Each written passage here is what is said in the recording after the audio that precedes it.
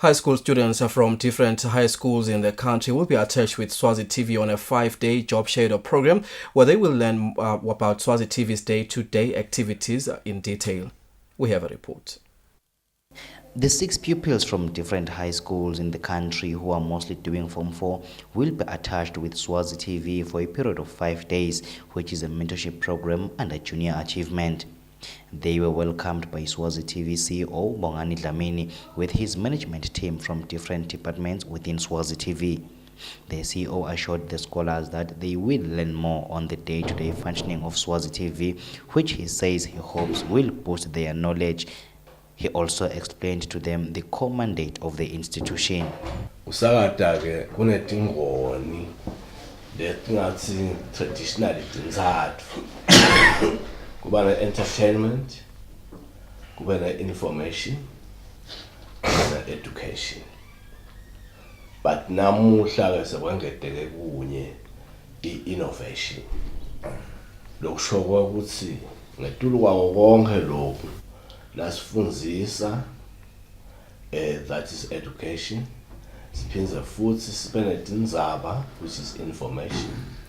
And nale information yethu njengoba sishito nje kufuneka ukuthi kube khona lapho iba ne-reflective education emaswatini khona kuze ukuthi wonke umuntu angatikhanzise kagqumukela kule nto lesikhanza ukuthi mhlawumbe sinesindaba esikhombisa ngayo noma imakhe lo muntu usinaye afune ukukhula efike lapho.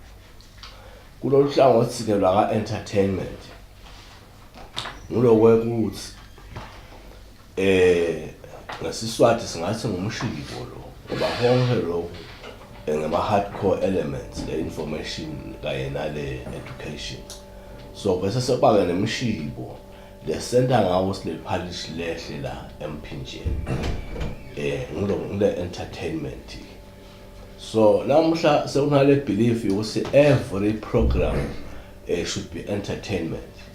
Primary objective of broadcasting from the onset was to develop a human mentality so that at a later day akhona umuntu kuba self-reliance timela yena.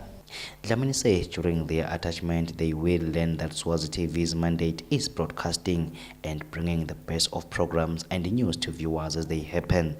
He says they aim to impact viewers through the different programs and be in line with the country's and government's vision.